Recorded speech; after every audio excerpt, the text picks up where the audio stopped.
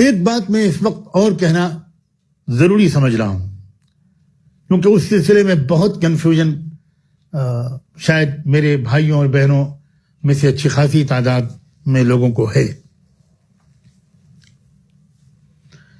دیکھیں، اسلام کی جو تعلیمات کا ایک انتہائی نادر پہلو ہے، یونیک بالکل پارٹ ہے، وہ یہ ہے کہ وہ متضاد پہلوؤں پر بیک وقت نظر رکھنے کا اور ان کے تقاضوں کو برتنے کا سلیقہ سکھاتا ہے۔ یہ یونیک چیز ہے اسلام کی۔ مثال کے طور پر اسلام یہ سکھاتا ہے کہ اپنے مقاصد کو حاصل کرنے کے لیے خوب اللہ سے دعا مانگو، یقین کر کے دعا مانگو، یقین کر کے دعا مانگو کہ اللہ کے خزانے میں سب کچھ ہے اور اللہ کے ایک حکم سے سب کچھ مل سکتا ہے، سب بلائیں ٹل سکتی ہیں۔ خوب یقین کرو اللہ کی قدرت پر، دل سے مانو، اچھی طرح مانو کہ جس رب پر ایمان لائے ہیں وہ رب گونگے بہرے دیوی دیوتاؤں کی طرح نہیں ہے، وہ قادر مطلق ہے، ہر چیز پر قدرت رکھتا ہے، وہ سنتا ہے، اور دعا میں تو اس نے وہ طاقت ڈال دی ہے کہ وہ تو اپنے بندوں اور بندیوں کی دعاؤں پر اپنے فیصلوں کو بدل دینے پر تیار رہتا ہے۔ اللہ کی قدرت پر اعتماد کے ساتھ دعاؤں کا اہتمام کرنا ایک طرف، اور ساتھ ساتھ اسلام نے یہ بھی سکھایا ہے کہ تم کسی چیز کو حاصل کرنے کے جو جائز اسباب اختیار کر سکتے ہو، ان اسباب کو اختیار کرنے میں جان بوجھ کر کوئی کوتاہی مت کرنا، یہ بھی سکھایا ہے اسلام۔ یہ عجیب خوبصورتی ہے۔ ایک شخص اللہ رحمت دو عالم صلی اللہ علیہ وآلہ وسلم کی خدمت میں حاضر ہوا۔ اللہ کے رسول نے پوچھا کہ تم کس سواری پر سوار ہو کر آئے؟ اونٹ پر سوار۔ کہاں ہے تمہارا اونٹ؟ میں نے چھوڑ دیا، اللہ کے بھروسے پہ باہر چھوڑ دیا اس کو۔ آپ نے فرمایا جاؤ باہر، اعقل ثم توکل، باہر جاؤ، اونٹ کو کسی کھونٹے سے باندھ دو، اس کے بعد اللہ پر بھروسہ کر کے اللہ کے حوالے کر کے چلے آؤ۔ یہ ہے خوبصورتی اسلام کی۔ میں اس کی کتنی مثالیں آپ کی خدمت میں پیش کروں، کتنی مثالیں اس بات کی خدمت میں پیش کروں۔ اللہ کے رسول صلی اللہ علیہ وسلم نے ہدایت دی کہ چھت کے کنارے مت سویا کرو۔ اللہ اکبر، شفقت پر قربان جانا نہیں چاہیے۔ کتنی چھوٹی چھوٹی باتیں آپ بتا رہے ہیں۔ چھت کے کنارے سو گے، کوئی کنارہ نہیں ہوگا تو سوتے میں گر بھی سکتے ہو۔ صلاۃ و سلام ہو، لاکھوں درود و سلام ہو اللہ کے رسول پر۔ آپ نے فرمایا کہ سونے سے پہلے اپنے چراغوں کو بجھا دیا کرو، چوہے گھسیٹ کر لے جائیں گے، کہیں پہ چلا گھر میں آگ لگ جائے گی۔ کوئی یہ کہتا ہے نہیں میں تو سوتے وقت دعا پڑھ کے سوتا ہوں، میرا تو یقین اللہ کی ذات پر ہے۔ یہ نہیں تربیت فرمائی تھی اللہ کے رسول نے، یہ جاہلانہ تربیت ہے۔ میں صاف لفظوں میں کہنا چاہتا ہوں، اپنا فرض سمجھ کر کہنا چاہتا ہوں، یہ نہایت جاہلانہ تربیت ہے، اور اس کا بہت نقصان ظاہر ہو رہا ہے۔ سر شرم سے بار بار جھک رہا ہے۔ کہا جا رہا ہے کہ فلاں جماعت کے لوگ جو ہیں وہ کسی طرح مان ہی نہیں رہے ہیں۔ نہیں، ہم تو مسجدوں میں آئیں گے، اس وقت تو مسجدوں کو آباد کرنا چاہیے، ہم تو بھیڑ کی شکل میں مسجدوں میں آئیں گے، ہم تو بڑے بڑے اجتماعات کریں گے، ہم نہیں مانیں گے۔ یہ غلط بات ہے، یہ بالکل غلط بات ہے۔ احد میں ایک پہاڑوں کے درمیان کے درے پہ کھڑا کر دیا اللہ کے رسول نے 50 صحابہ کو، تیر اندازوں کو، اور یہ کہا کہ یہاں سے ہٹنا میں جب تک میں تم سے نہ کہوں۔ آپ سب یہ واقعہ بار بار سن چکے ہیں کہ جنگ ختم ہو گئی، مال غنیمت کو لوگ اپنے اللہ کے حکم کے مطابق لینے لگے اپنے اپنے حصے کے، تو ان 50 صحابہ سے بھی بہت سو نے کہا کہ بس اب تو ختم جنگ، ہماری ڈیوٹی یہاں سے ختم، ہم بھی جائیں۔ تو سمجھایا ان کو ان کے ذمہ دار نے کہ نہیں بھائی، اللہ کے رسول کے حکم کا انتظار کرنا پڑے گا، لیکن بہت سے لوگ نہیں مانے۔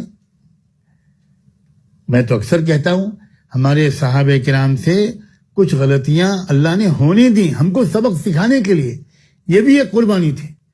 جیسے اللہ کے رسول صلی اللہ علیہ وسلم نے خود ایک مرتبہ عصر کی نماز میں 2 رکعت پر سلام پھیر دیا تو بہت صحابہ کو تعجب ہوا. ایک نے سوال بھی کر دیا، اقصرت الصلاۃ یا رسول اللہ، کیا اللہ کے رسول آج سے عصر کی نماز 2 رکعت ہو گئی؟ آپ نے نفی میں سر ہلایا.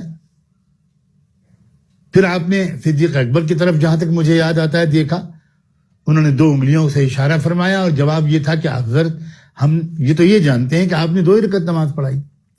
بہرحال آپ نے اس کے بعد نماز کی رکعتیں پوری کی، جو طریقہ تھا وہ مکمل کیا. اس کے بعد آپ نے فرمایا انی لا انسا ولکنی انسا، میں بھولتا نہیں ہوں، مجھے کبھی کبھی بھلا دیا جاتا ہے، کیونکہ زندگی بھر میں امامت کروں گا، اگر کبھی امام کی حیثیت سے مجھ سے کوئی بھول چوک نہ ہوئی تو تم کو بعد میں کیسے مسئلہ معلوم ہوگا کہ تمہارا امام کبھی کوئی بھولے گا تو کیا کرو گے؟ اس مصلحت سے اللہ مجھے کبھی بھلا دیتا ہے. محقق علماء کا کہنا ہے کہ بعض صحابہ کرام سے جو چھوٹی چھوٹی غلطیاں ہوئیں وہ بھی ہماری تربیت کے لیے اللہ نے ہونے دی.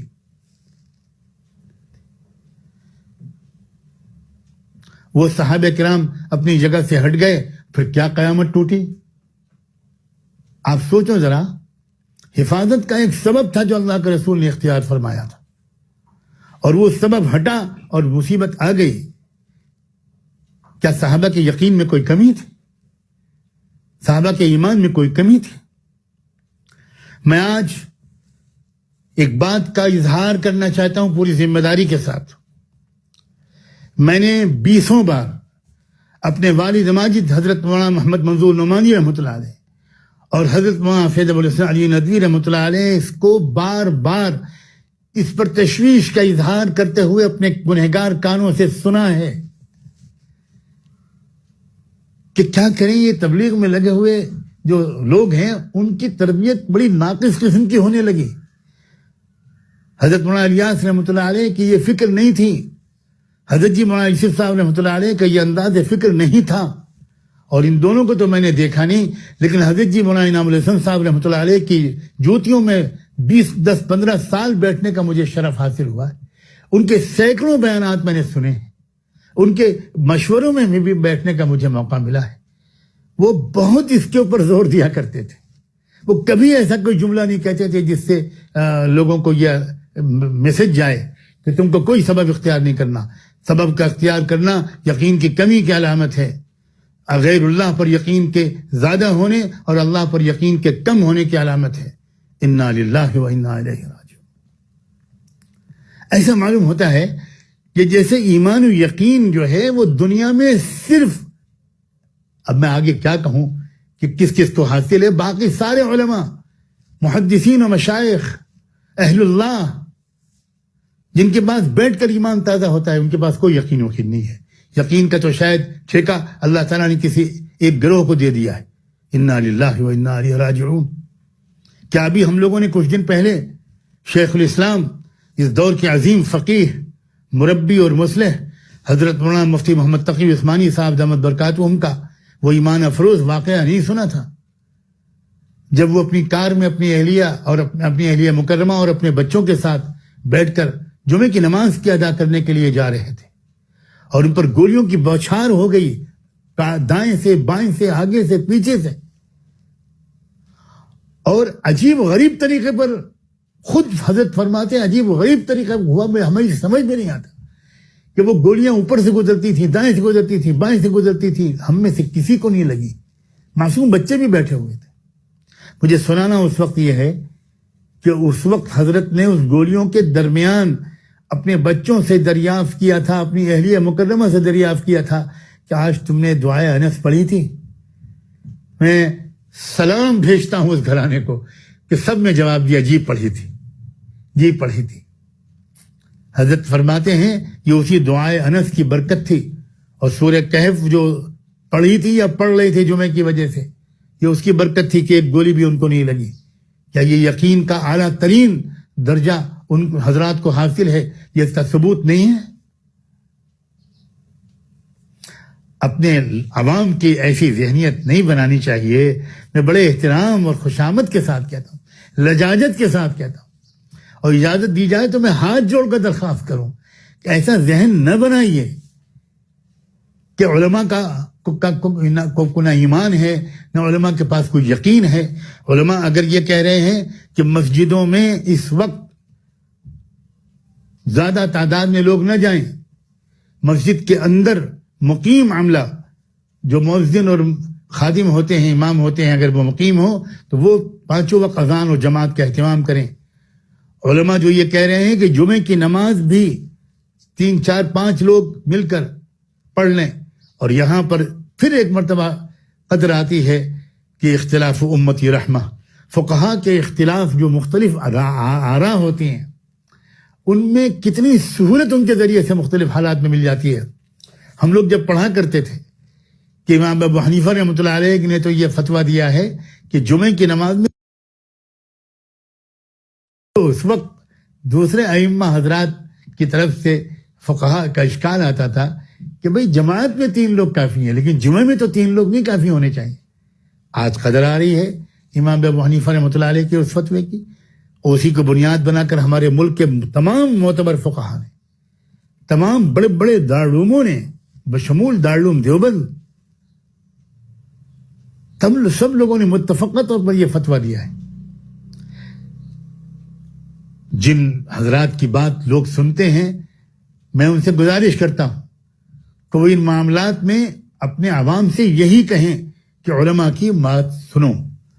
تبلیغ کا یہ اصول ہم نے سیکھا تھا کہ مسئلے مسائل کے سلسلے میں بالکل دخل نہ دیا جائے، اور مسئلے مسائل کے سلسلے میں جب کوئی مسئلہ پوچھے تو یہی کہا جائے کہ بھئی آپ کو جس عالم و فقیہ پر اعتماد ہو اس کی بات مانیں، ہم مسئلے نہیں بتائیں گے. اس چیز نے امت کو جوڑا تھا، اور اس چیز نے بڑے بڑے علماء کو جوڑا تھا. اور آج جو رویہ اپنایا جا رہا ہے اس کی وجہ سے امت میں بھی انتشار ہے اور علماء تو بہت دور ہو گئے. تو اسباب بھی اختیار کرنا ہے، اور صرف اسباب پر یقین بالکل نہیں کرنا، قطعاً نہیں کرنا. یقین اللہ کی ذات پر کرنا ہے. اسباب کو بھی اس لیے اختیار کرنا ہے کہ اللہ اور اللہ کے رسول نے اس کا حکم دیا ہے، اس کا حکم، اس کی ہدایت دی ہے. اللہ کے رسول ہی نے یہ فرمایا کہ کوئی بیماری اللہ نے ایسی نہیں پیدا کی جس بیماری کی کوئی دوا اللہ نے نہ بنائی ہو. دوا بھی سبب ہی تو ہے، اور حضور صلی اللہ علیہ وآلہ وسلم زور دیتے تھے کہ دوا استعمال کیا کرو، علاج کیا کرو، اور اللہ سے دعا بھی خوب مانگا کرو. نماز خوف بہترین مثال ہے اس کی. جنگ کا معرکہ بپا ہوا کرتا تھا، اور اس درمیان نماز کا وقت آ جاتا تھا، اور صحابہ کرام جو شریک ہوتے تھے ان کی تمنا ہوتی تھی کہ ہم سب اللہ کے رسول کے پیچھے نماز پڑھیں. اللہ تعالیٰ نے کیسا عجیب و غریب طریقہ بتایا، تفصیل خود قرآن میں بتائی. اس تفصیل کا خلاصہ یہ ہے کہ اللہ تعالیٰ نے یہ ارشاد فرمایا کہ ایک جماعت، اس فوج میں سے، لشکر میں سے ایک حصہ، وہ میرے نبی کے پیچھے نماز پڑھے، 1 رکعت نماز پڑھے، اور نماز کے درمیان بھی دونوں قسم کے ہتھیار ساتھ لے کر نماز پڑھے. وَلْيَأْخُذُوا حِذْرَهُمْ وَأَسْلِحَتَهُمْ، دفاعی ہتھیار بھی اور اقدامی اور حملے والے ہتھیار بھی، ڈھال بھی لے اور ہتھیار بھی لے، اس کے ساتھ نماز پڑھے، اور 1 رکعت نماز پڑھ کے اور پیچھے ہٹ جائے. وہ چلی جائے محاذ پر، مورچے پر، جنگ میں مشغول ہو جائے، اور وہ جو ابھی تک جنگ میں مشغول تھے وہ آ جائیں اور آ کر اب 1 رکعت نماز اپنے نبی کے پیچھے وہ پڑھ لیں. اللہ اکبر. نماز میں اتنی بڑی تبدیلی کر دی گئی، نقل و حرکت کی اجازت دے دی گئی، اور دونوں چیزوں کو بیک وقت جمع کیا گیا، اسباب اور دعا، اسباب اور نماز. یہ نہیں کہا گیا کہ تم نماز پڑھو، نماز والے عمل کے نتیجے میں فرشتے آسمان سے اتر کر مدد کریں گے، تمہارا بال بی بی کا تمہارا دشمن نہیں کر پائے گا. یہ نہیں فرمایا گیا. اور یہ بھی نہیں فرمایا گیا کہ نماز کو مؤخر کر دو، اس وقت تو تم کو اسباب اختیار کرنے ہیں، مقابلہ کرنا ہے، نماز بعد میں پڑھ لینا، نہ یہ کہا گیا نہ وہ کہا گیا۔ یاد رکھیں، مادہ پرستی اور ظاہر پرستی اور اسباب پرستی الگ چیز ہے۔